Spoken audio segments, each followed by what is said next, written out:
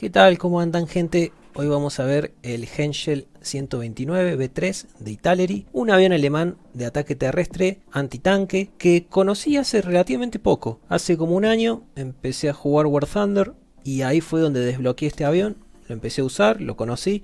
Investigando un poco, leí de que este avión tuvo el arma antitanque más potente que se instaló en un avión durante la Segunda Guerra Mundial. Pero aún con toda esa potencia, leí muchos artículos en donde se menciona que tiene fama de no ser muy bueno. Ya vamos a hablar un poco más sobre todo esto. Este kit nos permite hacer dos opciones. Yo voy a estar haciendo el que aparece en el arte de la caja.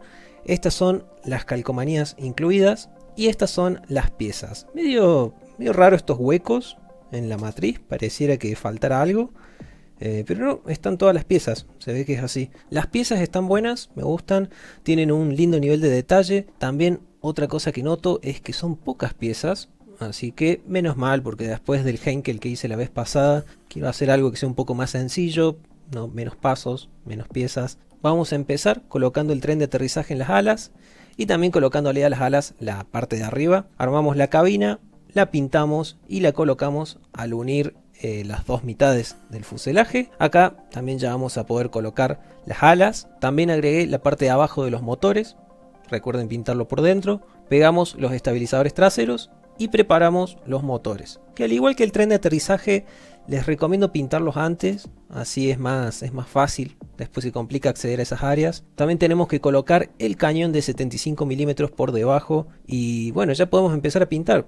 Aquí empecé por la parte de abajo con un gris niebla, luego pasé un verde oliva por encima y ese mismo color con una gotita de negro me sirve para completar el camuflaje con el tono más oscuro. Y ahí ya podemos empezar con las calcos. Y la verdad que fueron muy buenas estas calcos. A diferencia de las otras calcos de Italeri que hemos visto, estas no desprendieron ninguna cosa rara cuando las mojé. No tenían esa especie de película que las cubre. Así que mejor aún. Y después de una laca ya tenemos todo protegido. Le pegamos el cable. Y con esto ya tenemos listo nuestro Henschel 129 B3. La verdad pensé que iba a ser más grande este avión.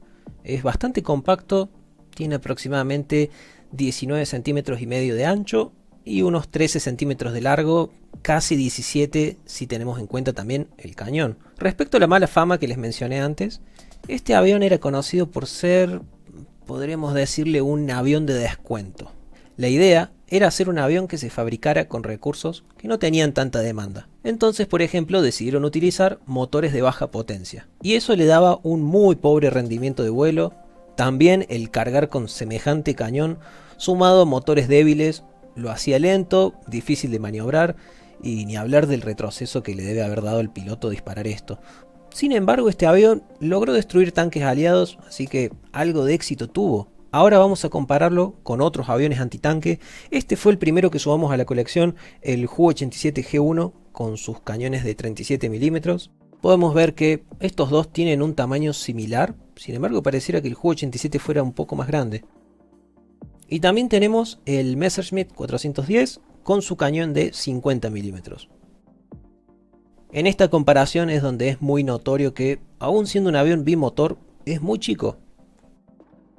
Esto fue una de las cosas que más me llamó la atención a medida que lo iba terminando. Pensaba que iba a ser un poco más grande, pero no, creo que es el avión bimotor más chico que tengo en la colección.